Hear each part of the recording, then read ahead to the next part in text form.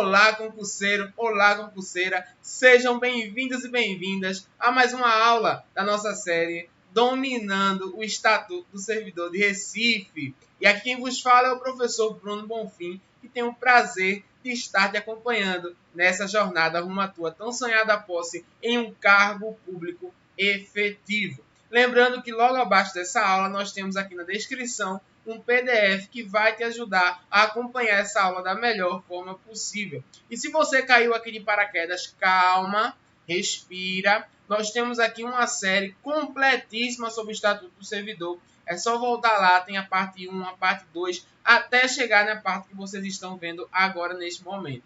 E sem mais delongas, com muita objetividade, vamos responder questões da banca do teu concurso. Vamos lá? Questão de número 1, modelo CESP-SEBRASP.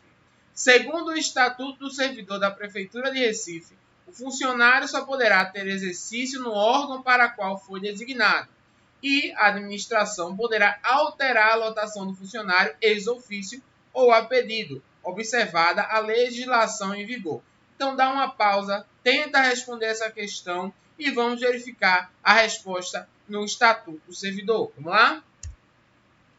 Em seu artigo 31, o Estatuto vai falar o seguinte: o funcionário só poderá ter exercício no órgão para o qual foi designado. Ou seja, se eu sou um professor e faço um concurso na área da educação, eu não vou poder atuar na área da saúde, porque eu fui designado para o órgão da educação.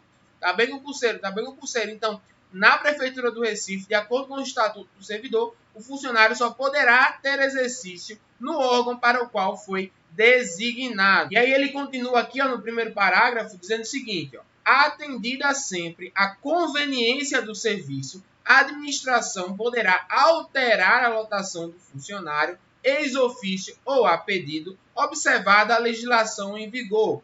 O que quer dizer ex ofício? É pela função. Ou seja, eu sou um professor e estou lotado em determinada escola. E aí houve a necessidade, por conta da administração, que eu mudasse de lotação, de escola. E aí eu vou para uma outra escola por ofício, por determinação da administração, da prefeitura.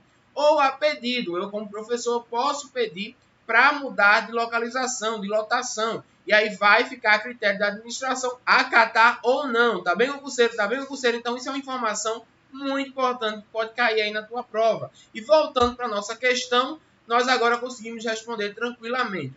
Segundo o Estatuto do Servidor da Prefeitura de Recife, o funcionário só poderá ter exercício no órgão para qual foi designado, correto, e a administração poderá alterar a lotação do funcionário ex ofício ou a pedido, observada a legislação em vigor. Então a questão está corretíssima. Tá bem, concurseiro? Tá bem, concurseira? Vamos embora arrumar a tua aprovação?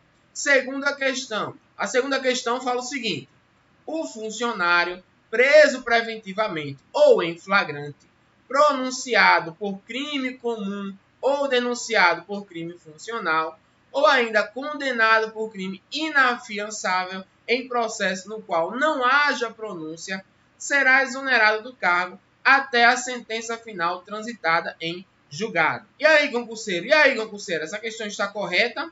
E qual é o gabarito? Dá uma lida, dá uma pensada, dá uma pausa no vídeo e vamos agora verificar no Estatuto do Servidor.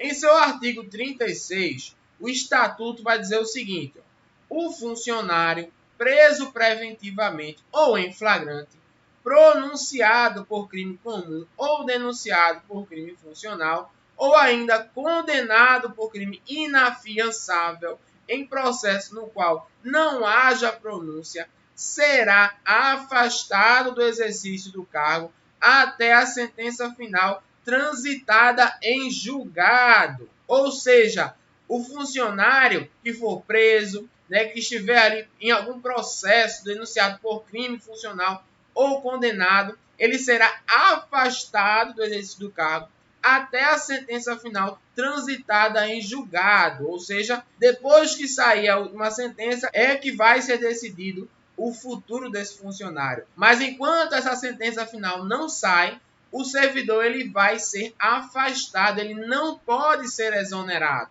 Tá bem, concurseiro? Então, o erro dessa questão é quando ela fala aqui, ó, será exonerado. Não, ele será afastado do exercício do cargo. Tá bem, concurseiro? Tá bem, concurseiro? Então, o servidor ele será afastado do exercício do cargo, ele não será exonerado. A decisão só vai ser tomada de exoneração ou não após a sentença transitada e julgada. Tá bem, concurseiro? Tá bem, concurseiro? Então, por esse motivo, essa questão está errada, tá bem? Então, vamos embora para a nossa terceira questão. A terceira questão fala o seguinte, ó.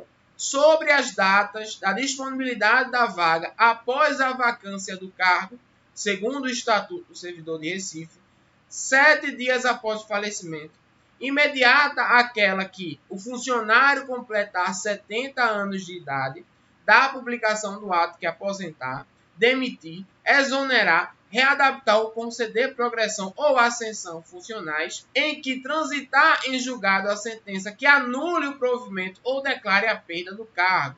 E aí, concurseiro? E aí, concurseira? Dá uma lida, tenta responder, pausa esse vídeo e vamos verificar isso onde? No Estatuto do Servidor. Vamos lá? Então, em seu artigo 72, o Estatuto ele vai versar sobre as datas da vacância da vaga. Então, ele vai dizer o seguinte, ó, a vaga ocorrerá na data imediata à do falecimento, imediata àquela em que o funcionário completar 70 anos de idade, da publicação do ato que aposentar, demitir, exonerar, readaptar ou conceder progressão ou ascensão funcionais e em que transitar em julgado a sentença que anule o provimento ou declare a perda do cargo. Então, esses são os prazos para a vacância da vaga. E aí o professor Bruno trouxe um esqueminha que vai te ajudar a fixar isso mais na tua mente. Vamos lá? Disponibilidade da vaga após a vacância do cargo. Então, nós temos aí imediata, a do falecimento. Ou seja, o servidor público ele vem a falecer, a vaga que ele ocupava encontra-se imediatamente disponível, tá? Imediata aquele que o funcionário completar 70 anos de idade, então o funcionário completou 70 anos de idade, a sua vaga já vai estar disponível. Da publicação do ato que aposentar, demitir, exonerar, readaptar ou conceder progressão ou ascensão funcionais, isso aí tranquilo, né? Depois do ato ali, da publicação do ato que vai aposentar ou demitir ou exonerar aquele servidor, a vaga vai ficar ali em disponibilidade. Em que transitar em julgado a sentença que anule o provimento ou declare a perda do cargo, ou seja, o servidor passou ali por um procedimento administrativo e que no final desse procedimento ele perdeu o seu cargo, né, foi anulado, a vaga também vai estar em disponibilidade. Então presta atenção que esses prazos aí, disponibilidade da vaga, são que estão no Estatuto do Servidor do Recife e pode ser ali o que esteja na tua prova também de Recife. Vamos lá? Então, voltando para a questão, para a terceira questão, nós agora conseguimos responder tranquilamente. Vamos ver se está correto, tá? Sobre as datas da disponibilidade da vaga após a vacância do cargo, segundo o Estatuto do Servidor de Recife. 7 dias após o falecimento, epa! E aí, concurseiro, 7 dias após o falecimento, concurseiro e concurseira? Não, né? Nós acabamos de ver que não são 7 dias. A vaga ela tem a disponibilidade imediata após o falecimento. Então, só por essa sentença, nós já vemos que a questão está errada. Mas vamos continuar. Imediata aquela em que o funcionário completar 70 anos de idade, correto. Da publicação do ato que aposentar, demitir, exonerar, readaptar ou conceder progressão ou ascensão funcionais, correto. Em que transitar em julgado a sentença que anule o provimento ou declare a perda do cargo, correto. O que deixa essa questão errada é ali a frase que fala 7 dias após o falecimento, onde nós, após a leitura do Estatuto do Servidor, sabemos que é imediata após o falecimento e não 7 dias após o falecimento. Então, essa questão está errada, tá bem? Então, vamos seguir rumo à tua aprovação. Vamos lá? Quarta questão. O funcionário adquire direito a férias após cada 12 meses de efetivo exercício, com direito aos vencimentos e a todas as vantagens do cargo que estiver ocupando. E aí, concurseiro? E aí, concurseiro? O que é que tu marca nessa questão? Dá uma pausa, tenta responder e vamos verificar a resposta onde? No Estatuto do Servidor. Vamos lá? Então, o artigo 90 diz o seguinte, ó, o funcionário adquire direito a férias após cada 12 meses de efetivo exercício, com direito ao vencimento e a todas as vantagens do cargo que estiver ocupando. Então essa questão está tranquila, tá bem? Após a leitura do artigo 90, nós conseguimos verificar que ela está corretíssima. Então o gabarito da questão 4 é o gabarito certo, tá bem? Mas antes de passar para a última questão, eu queria saber se você já se inscreveu aqui no meu canal, se você já curtiu esse vídeo, se você já comentou, se me seguiu nas minhas redes sociais, dá essa força, segue o professor Bruno, comenta, compartilha, se inscreve para ajudar na continuidade desse projeto que está ajudando muitas pessoas aí a estudar para concurso público de forma gratuita. Então me ajuda, segue, compartilha para que a gente consiga crescer juntos e juntas, tá bem? Então vamos embora rumo à quinta e última questão.